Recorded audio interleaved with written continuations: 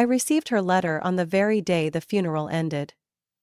Everyone was busy arguing over who would get the antique set, who would take the diamond necklace she used to wear every Thanksgiving. No one noticed me, quietly slipping into the car, opening the dark cream envelope with the familiar shaky handwriting. Don't let them see you have anything, Mia. People's true nature only shows when they think you've got nothing left to lose. She wrote. I thought her final words would be full of love and tears like in the movies. But no. Instead, they were a survival lesson. And a $36 million financial empire. When my grandmother, Margaret Whitmore, passed away at 87, everyone in the family remembered her as the eccentric old lady living in a wooden house in Vermont. With her hand-knitted sweaters, worn-out slippers, and afternoon tea always with exactly 3 sugar cubes, she never showed any sign that she had once been the most powerful woman in Massachusetts real estate investment.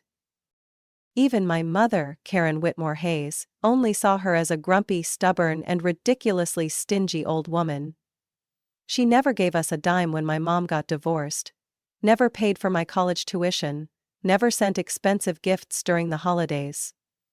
She only gave books, and every time I got excited, my mom would glare at me and say, "Mia, you don't need more fairy tale nonsense." But that envelope wasn't a fairy tale. It came with a thick stack of documents from a law firm I had never heard of, confirming that I was the sole heir of Margaret. Not my mother, not my stepfather Rick, not even my brother, Logan, the tech genius who failed startup after startup, but still got praised by Mom as the one who'll save this family. Me, a 25-year-old bookstore manager at a tiny independent shop called Maple Pages, earning $2,400 a month, now owned 12 properties spanning 3 states, from Boston to Seattle, controlling shares in 3 investment companies. A diversified investment portfolio worth $36 million, steadily growing for over a decade. And attached to the will was a nearly 2-page handwritten letter she had written to me before passing. Mia, if you're reading this, I'm already gone. But don't cry. I don't need tears. I need you to be stronger and smarter than anyone in this family. Don't let them know what you have. Don't tell your mother, Logan, or anyone. They won't see you as family anymore, just a walking safe. I sat frozen in the car for almost an hour after reading it. In my head echoed my mother's complaint from yesterday. Your grandmother left us nothing but a bunch of musty old books and broke people's ideals. I almost laughed. That musty smell could now buy her entire neighborhood, twice. But I didn't say a word. I didn't argue. I didn't flaunt. I chose silence. From that day on, I started living a double life. I still worked at Maple Pages, still made coffee every morning, restocked shelves, answered questions about Murakami books. I still lived in the tiny apartment upstairs. And no one knew I owned the entire building plus the 3 houses next door. I let everyone believe I was still struggling. Still poor Mia. My mother pitied me even more. Sweet Mia's too kind but doesn't have a clue about life, she'd tell the neighbors every time I visited. They thought I was weak, naive, poor, and easy to manipulate. I let them think that. Every time Logan posted pictures of his vacation in Cabo with the caption, "A fresh start for my next startup," I quietly smiled. One of the investment accounts I'd just reviewed the monthly budget for had acquired a small tech company, the very one he didn't know had gone bankrupt 6 months ago. Every time my mom called to complain about gas prices, electricity bills, and then vaguely hinted, "Mia, have you saved a bit? I want to buy Logan a new laptop so he can start again." I reminded myself, not yet. I'm not here for revenge. I'm here for the right moment. Because as my grandmother once said, true power isn't about how much money you have. It's about when you choose to let others know you have it.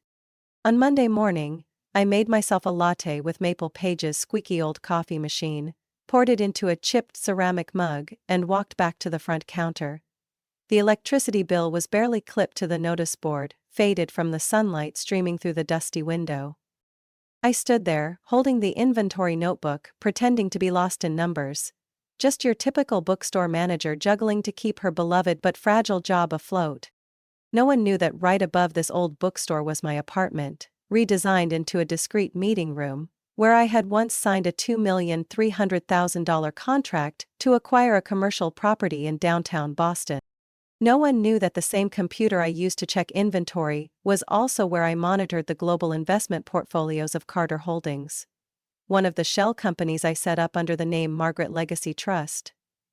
A name old-fashioned enough to raise no suspicion. And of course no one suspected that I was the CEO, the one with full control over more than $25 million in actively managed assets each day. "Mia's sweet but foolish," my mother would say every time I declined an invitation to family gatherings, where all eyes would inevitably be on Logan, the 22-year-old genius little brother who still couldn't land a stable job. Logan had failed 2 rounds of fundraising, burned through over $300,000 of Mom's investment, yet she still praised him like he was the reincarnation of Steve Jobs. "Logan just needs a little more time," she'd say. "He has vision. He's not like the rest." And me? I graduated with honors in economics from Tufts University. I paid for all of it through scholarships and juggling 3 part-time jobs every semester. But no one in the family remembers that. All they see is that I work at a bookstore and drive an old 2009 Ford Focus. Once at a party celebrating Logan's fresh new startup, his 3rd attempt really, my mom pulled me aside, giving me a disappointed once-over. "Mia, you should at least wear a little makeup. Serena, Aunt Linda's daughter, she's just a secretary but dresses like a CEO." I just smirked, thinking back to that very morning when I'd approved the acquisition of our 8th commercial building in Chicago's financial district. I didn't need to dress like a CEO. I was the CEO. Sometimes I wondered if they were truly blind, or if they were just deliberately choosing not to see me. As if I were a shadow in the grand story they believed Logan was the main character of. One Friday afternoon my mom called, her voice unusually cheerful.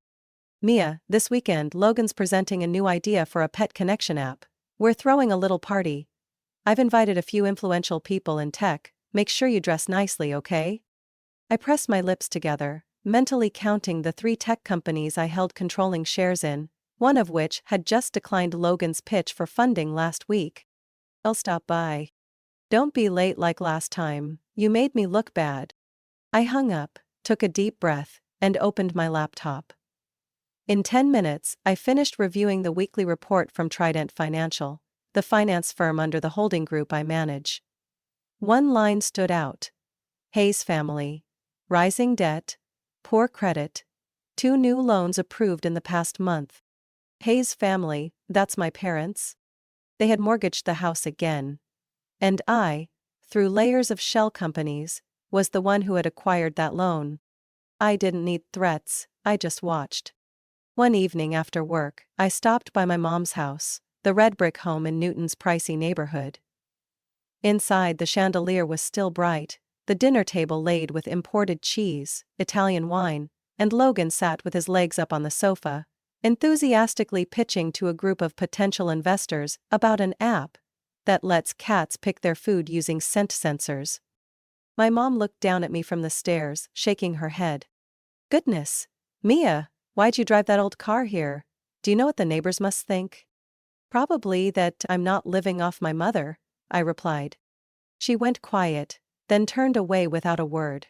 That was fine. I didn't need praise from someone who had spent a lifetime subtly cutting me down with words wrapped in velvet. And Logan, after that party, asked for another $80,000 to complete the beta version. My mother took out that amount, using a credit card with one of the highest interest rates on the market. I knew, because I'd just received the loan approval report. Addressed to the headquarters of M&L Credit Group, one of the finance companies I own through my 4th holding. They had no idea I was present in every link of their slow collapse. And I was still waiting. Patiently. Because in this game, the one who smiles last is the real winner. Winter came early in Newton, and colder than usual. Snow covered my mother's walkway, but the usual snow-clearing crew was gone. I noticed it when I slipped, climbing the icy front steps. The door opened, and my mother stood there with a forced smile, unable to hide the fatigue in her eyes. She no longer wore her signature pearl necklace, replacing it with a gold-plated chain now slightly tarnished. The Italian leather sofa in the living room had been swapped for a faux leather version, and the Persian rug at the entrance was gone. I quietly noted every detail. "You know," my mother sighed. "We've temporarily let the staff go. The pandemic, rising costs. Times are tough for everyone." I nodded, saying nothing. But I knew there was no new pandemic, only the creeping shadow of debt tightening around the Hayes family's neck. And they had no idea the noose had been tied by me. Logan still lived as if he were on top of the world. Just 3 weeks after my mother quietly sold her old engagement ring to pay the electric bill, Logan drove a brand new Tesla Model X to the bookstore where I worked. He wore a leather jacket, Balenciaga sunglasses, and strutted in like he was scouting a location for the empire he imagined himself building. "You're still here?" Logan smirked, glancing around with thinly veiled disdain. "This place smells like old books and stale coffee. Must be therapeutic, huh?" I gave a soft smile. "Very therapeutic. And you? That app? The one where cats order their own food, still going well?" Logan burst out laughing. "It's evolved. Now I'm partnering with an AI team to develop intelligent pet care software. $1 billion market. I'm negotiating with a major VC fund, might raise 4-5 million. I knew the major VC fund he was talking about was Larchmont Ventures, a firm that had just rejected Logan's pitch as unrealistic, financially unsound, and non-viable. I also knew because I was the controlling shareholder of Larchmont Ventures. A few weeks later, my mom called me, whispering like she was afraid someone might overhear. "Mia, do you have a bit of cash? Just a few thousand. I need to pay the club membership. I mean, fix the water heater." I set the phone down, breathing slowly. I had just reviewed her credit report the day before. 4 credit cards overdue, and she had just received a notice that her privileges at Wellesley Hills Country Club had been revoked. I kept my tone light. "Mom, is the club really that important? Important enough to pretend it's a water heater repair?" Silence. Then a long, heavy sigh. I just don't want to lose face. My friends are there. They've been asking why I haven't shown up. I can't tell them I lost my card. I just need a few more months. Logan's launching his new platform soon. Everything will be fine." Nothing was going to be fine. I knew my parents had refinanced the house for the 3rd time in 2 years, the latest through a finance firm called Willow Fund LLC, a name that sounded unfamiliar but was actually a shell I created, with the entire loan under my control. I knew my father had begun quietly selling off stock in the company where he used to be a director, trying to cover up hidden debts. I knew my mother had sold her Chanel handbag collection, what she once proudly called irreplaceable class, to pay for the Tesla that Logan didn't even know was registered under her name. But the most painful part wasn't seeing them fall into hardship. It was that they still clung to the illusion, still poured money into the fantasy of Logan the genius, still saw me as the clueless poor girl who works at a bookstore. One Tuesday evening, I was working in the upstairs office when the doorbell rang insistently. I went down to open it. It was my mother. She was wearing a long coat, lips pale, hands trembling as she held a paper envelope. "Mia, I need your help, really. The house is about to be repossessed. I can't tell Logan, it would break him." I took the envelope. Inside was a copy of the foreclosure notice from Harborstone Financial, a subsidiary of Hawthorne Holdings, the name I created so they wouldn't know who was behind it. I looked at my mother, feeling empty inside. I thought Logan was about to launch a billion-dollar company. "He just needs more time. I just need your help this once." I nodded slowly. "All right, go home, let me see what I can do." She walked away, her steps heavy. I stood there for a long time, watching her figure fade into the snowy night. Back in the office, I opened my laptop. An email from my lawyer was already waiting in my inbox. Ready to send foreclosure notice as scheduled. I placed my hand on the mouse. For the first time in years, my heart pounded like it did when I was a child giving a class presentation. I didn't hate them, but I wouldn't protect them anymore. The truth would come out, and none of them were ready for it. 3 days later, my mother came to the bookstore. No warning, no text, no call. She burst through the door like she was running from something, eyes red, mascara streaked down her cheeks. I stood behind the counter, set the notebook down, trying to keep my voice calm. "What's going on, Mom?" She exhaled shakily, pulled a stack of house documents and another notice from Harborstone Financial out of her bag. The third one I'd seen this month. "Mia, they said if we don't pay in 5 more days, they'll take the house. I have nothing left, I need your help." I looked up at her. Her hair was messy, no longer pinned with her usual gold clip. The Louis Vuitton purse she always carried had been replaced with a worn canvas bag. She looked like the crumbling house itself, still trying to stand tall, but rotting from the inside.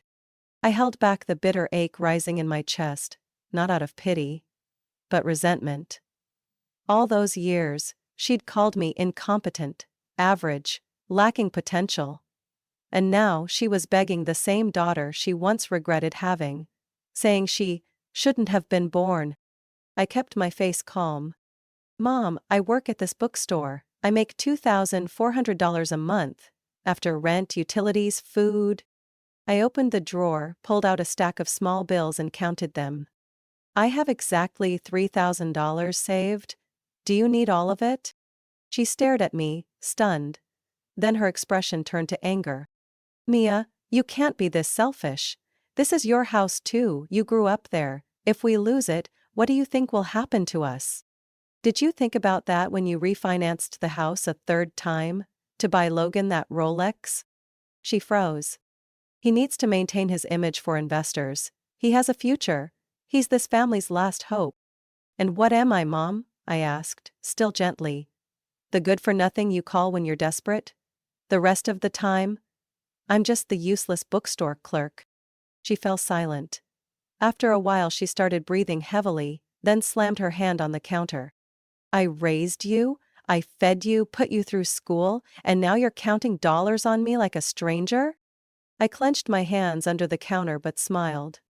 "I paid for college myself, Mom. I remember clearly because you said, 'There's no money,' it all went to Logan. I worked 3 jobs for 4 straight years. Do you remember that?" She looked at me as if she couldn't understand the language I was speaking. I gently pushed the stack of documents back toward her. "I'm sorry, but I can't help. That money is all I have." That evening, my father called. No small talk, no asking how I was. He got straight to the point, his voice sharp and commanding, like every time he used to yell at me when I was a kid.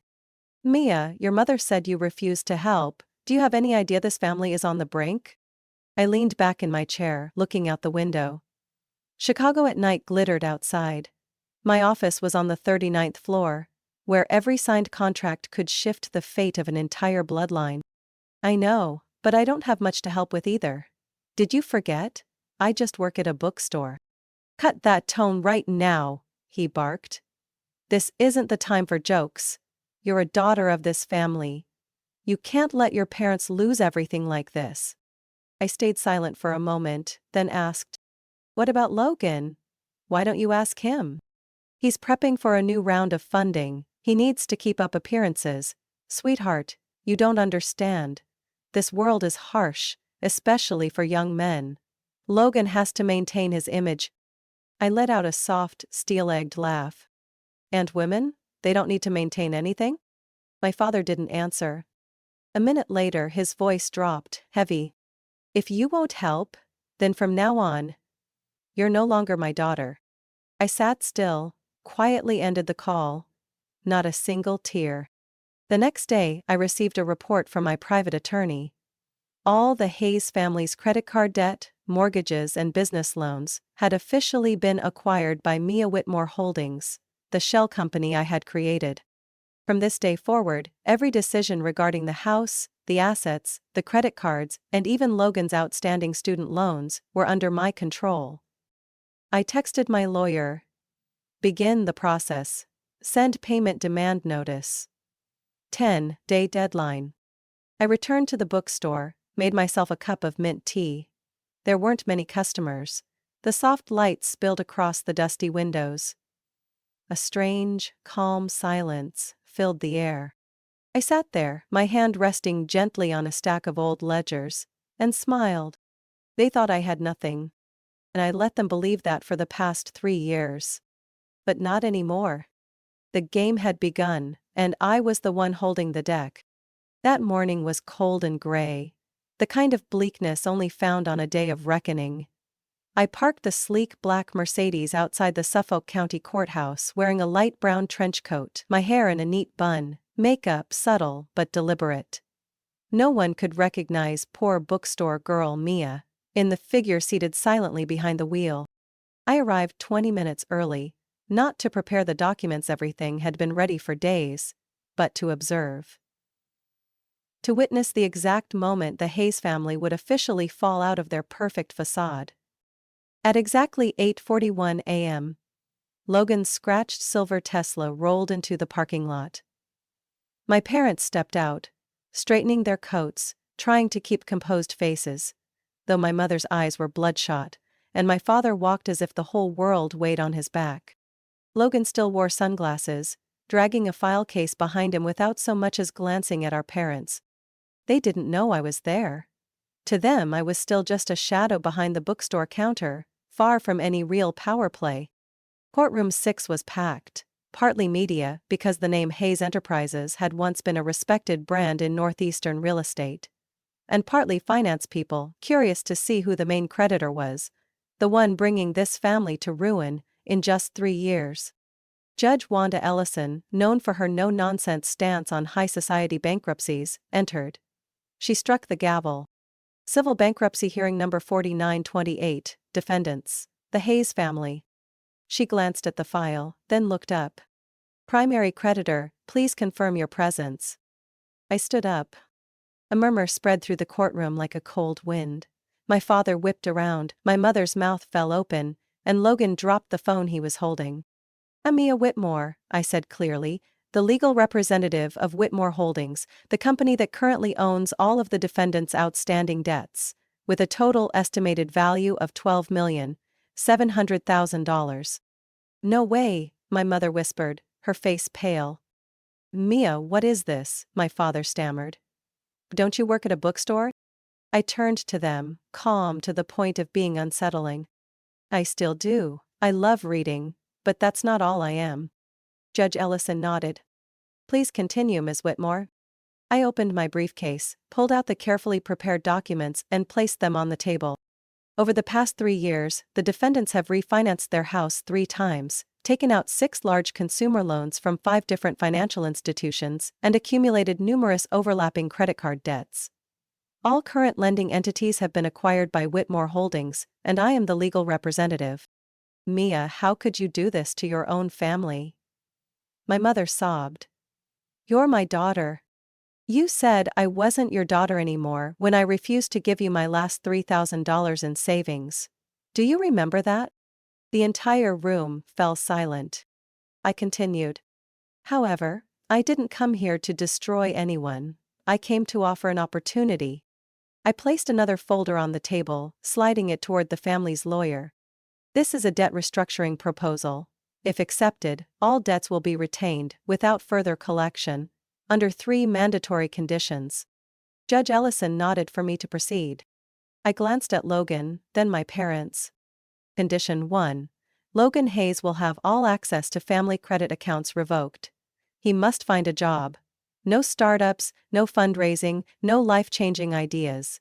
His first job has already been arranged.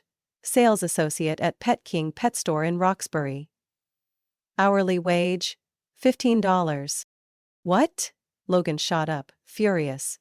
"You can't force me to take some garbage job like that. I'm a founder, "You're a burden," I cut in coldly. "And it's time you learned the value of a real hour of labor." The judge banged her gavel. Please continue, Miss Whitmore. I nodded. Condition 2. Mr. and Mrs. Hayes must enroll in a mandatory 12-month financial counseling program with weekly spending reports and may not exceed a personal budget of $2,500 per month. My father clenched his jaw, my mother continued to sob. The final condition, I said slowly. The family must sell the Newton mansion within 45 days. I've already purchased a smaller house, located in a quiet area of Worcester. 3 bedrooms, a loft, a backyard with a plum tree. Enough to live, not to show off. The air in the courtroom thickened. Judge Ellison flipped through the documents. This is the most generous restructuring offer I've ever seen. Counsel for the defendants, does your client agree? The lawyer whispered something to my father. After a moment, he nodded, his face like he had just swallowed ice. We accept. I closed the folder, stood up and smiled. Not out of victory, but because the truth had finally come to light. As I stepped out of the courtroom, I heard footsteps rushing behind me. Mia, why? My mother gasped, no longer angry, only broken. I turned around, eyes steady. Because you need to understand, I'm not the foolish little girl from the bookstore. I'm the last person you should have underestimated. An hour after the hearing ended, I stood on the front steps of the Suffolk County Courthouse. The wind whipped through my trench coat like it was tearing the final page from a long chapter. Logan sat slumped on a bench near the parking lot, his face drained of color. My mother, her perfectly groomed hair now in disarray, clutched a canvas bag like it was the last thing she had left. My father said nothing, staring at the ground, his forehead damp with sweat. No one dared come near me, no one asked anything, not a single word of reproach. They had no choice left. Pride was now a luxury they could no longer afford.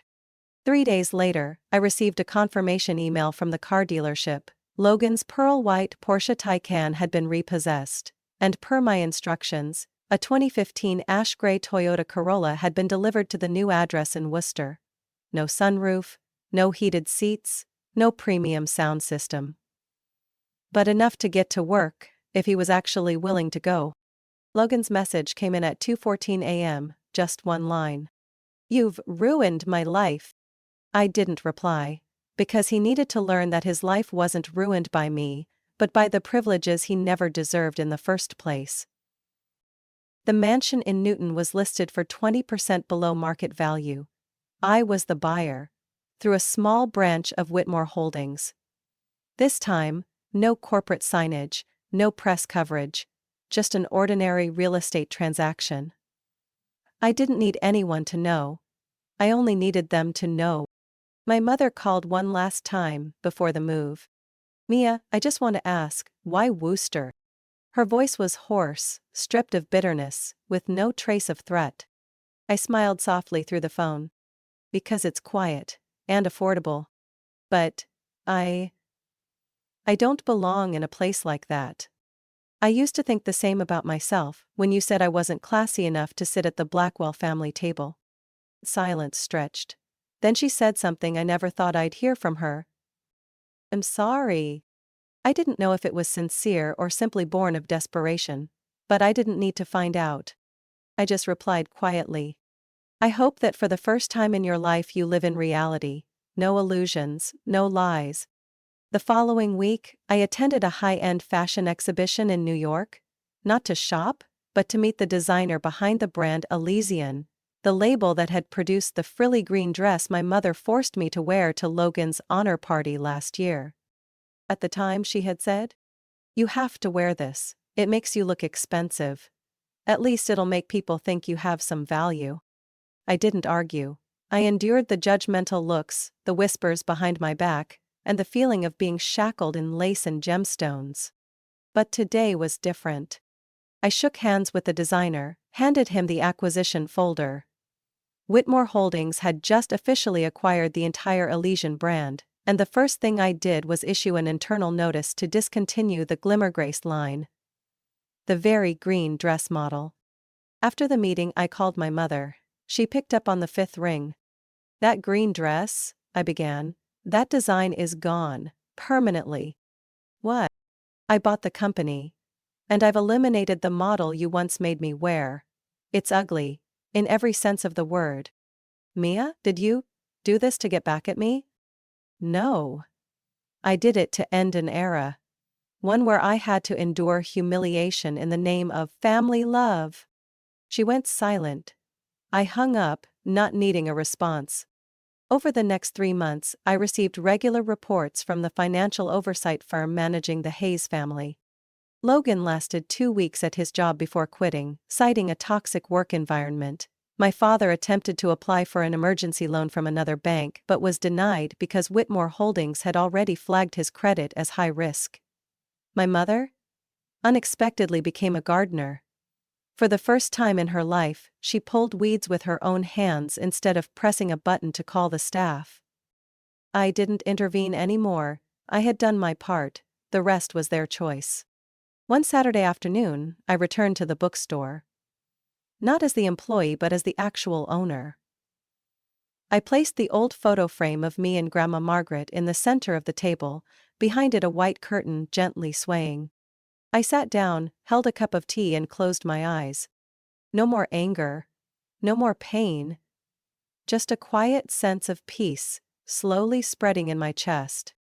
My grandmother once said, "True strength doesn't lie in revenge. It lies in knowing when to let go." Today, I fully understood that. 3 months after the trial, spring began to touch Boston. The first flowers bloomed along Commonwealth Avenue, but the real change, the slow and silent shift, was not in the parks or sidewalks, but deep inside a small house in the suburbs of Worcester. I sat in my high-rise office, 39th floor of the Whitmore Executive Tower, looking at a screen filled with data from the Financial Oversight Department. The March report on the Hayes family had arrived, and for the first time, I paused at every line. Financial status, stable. Weekly spending, under the regulated threshold. I attended all 12 financial counseling sessions at the Franklin Center. I didn't believe it right away. I had to call to confirm with the program manager. She gave a small smile. Mrs. Hayes is the first to arrive every morning, always sits in the front row, takes detailed notes. And Mr. Hayes, he doesn't say much, but always brings a small ledger, records every single expense. They're genuinely serious. I sat still for a moment. And Logan? According to the HR report from Pet King Roxbury, he had worked for 7 consecutive weeks without missing a shift. For the first time in his life, he was living off his own wages. Logan is very quiet now, the store manager wrote in an email. He seems to still be adjusting, but he doesn't complain, he does his job, on time. Gone was the arrogant heir who once stepped out of a Porsche talking about AI and billion-dollar visions. Maybe, for the first time in his life, Logan was really living. That afternoon, I didn't attend the executive board meeting like usual. I stayed in my office and asked Sarah, my personal assistant, to bring in a wooden box. The box was small, old, with a bronze lock that had darkened over time. I opened it and took out a faded photo. Grandma Margaret and me, standing in front of the bookstore when I was 14. She was smiling, her hand on my shoulder, eyes saying, "You'll be stronger than I ever was." I had kept that photo for 11 years. Carried it through 3 apartments, 2 states, and dozens of moments when I wanted to throw it away. But I never dared to. Today, I didn't just look at the photo. I saw myself in it. I remembered the early days, when she taught me how to keep expense records with a fountain pen. I remembered how she patiently explained what stocks were using corn kernels and a tin can. I remembered the winter night she held me while my mother scolded me for learning useless things, and said something I would never forget. "Mia, don't be afraid when people look down on you. They only do that because they don't know how easily you could make the whole world bow someday." I placed the photo on the desk, next to my laptop and the folder. Gently, without tears, but with a storm of emotions inside. That weekend, I went to Worcester. I didn't announce it. I parked 5 houses away from my mother's, then walked. The small house, painted white, had the plum tree in the front yard just as I'd arranged. No big gate, no statues, stone fountains, or chandeliers. Just a home. A real home. I saw my father cleaning the windows. No longer a manager, no tie. Just an older man bending down to live a life without illusions. My mother was mowing the lawn, hair tied neatly, wearing rubber gloves. I didn't walk up, I just stood from afar for a few minutes. Long enough to see they were trying. That night, back in Boston, I wrote a line in my digital journal, a habit I'd kept since my grandmother passed. The greatest strength doesn't lie in wealth, but in how we choose the moment to reveal it. She was right. I didn't need to make them suffer. I just needed to let the truth do its job. I didn't retaliate, I offered an opportunity. Whether they chose to start over or keep falling was up to them. The next day I went to Maple Pages, the old bookstore I had kept untouched. I never renovated it too much, never hung a corporate-owned sign. It was where I grew up. A living memory. Sarah texted me, "Are you sure you want to keep this store? It doesn't make a profit." I replied, "I don't need it to be profitable, I need it to remind me where I started." In the afternoon, a young customer, around 15 years old, came in looking for books on investing. He asked, "Do you think an average person can become wealthy?" I smiled, bent down and handed him The Millionaire Next Door. Not only can they should. The boy smiled, paid with a few crumpled bills, then walked away, unaware he had just received advice from one of the wealthiest and most discreet female CEOs in the state of Massachusetts. I watched him leave, quietly thinking to myself, let them think you have nothing. When the time comes, show them you have everything. 5 years later, I stood in the grand hall of the Harvard Business School, where crystal lights from the ceiling reflected off polished wooden floors, creating an atmosphere both solemn and quiet. In my hand was a microphone, and in front of me were hundreds of students. Young faces full of hope, eager to hear the journey of the anonymous woman of Boston's financial world. I began with a line Grandma Margaret once whispered to me before I left Vermont at 18. "When you're underestimated, you don't need to argue, just prove it with results." The hall went silent. I talked about the days working at an old bookstore, about hiding a multi-million-dollar fortune, just to see who loved me for real, and who only loved the wallet I carried. I spoke of family, not with resentment, but with the calm of someone who had walked through pain and arrived at the chapter called growth. I shared how I took control of all their debts, but instead of crushing them, I gave them a second chance. Forgiveness doesn't mean forgetting. Forgiveness means choosing not to let that pain imprison your future. After the talk, a young female student approached me shyly. She said her mother once called her a failure for not studying law like she wanted. That she felt invisible in her own family. I looked at her, short hair, eyes still red with emotion, and I saw my younger self. I took her hand. "You're not invisible. You're just waiting for your moment to shine, and when it comes, don't apologize for shining too brightly." My parents' house in Worcester is different now. Not luxurious, not grand, but comfortable and warm. I still visit every few weeks. Not out of obligation, but because I choose to. My mother now volunteers at the local church, and my father, he unexpectedly found joy in growing organic vegetables, and always sends me bundles of lettuce with a scribbled note. Homegrown, truly organic. Logan works for a nonprofit organization that supports startup initiatives for underprivileged youth. He once said to me one evening in our mother's kitchen, "I used to think money was power, but it turns out it's just a tool. The one holding it is what matters." I just nodded, saying nothing.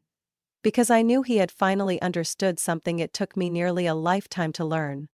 Maple Pages remains open every day, now with a small cafe in the back left corner and a bookshelf labeled, "Free, if you need it more than I do."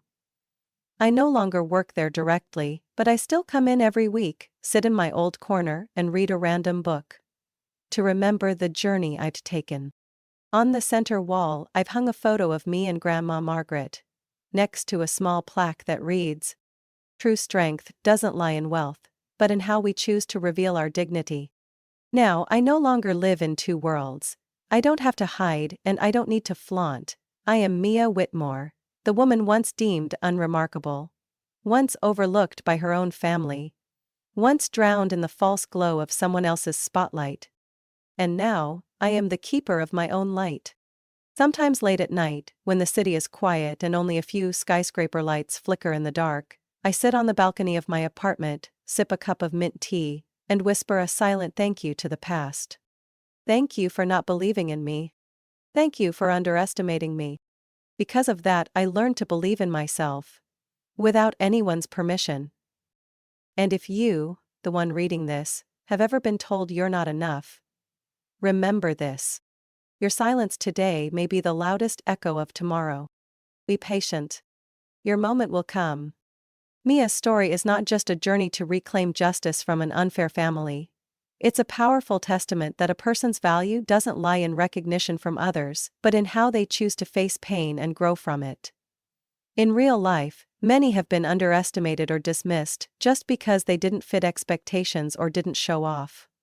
But like Mia, when we stay true to ourselves, learn to wait, and live by our real worth, the moment to shine will come, and we won't need to ask for permission. What do you think of Mia's journey and her family's transformation? Share your thoughts in the comments below, and don't forget to follow the channel to explore more heartfelt stories about life, family, and true human value.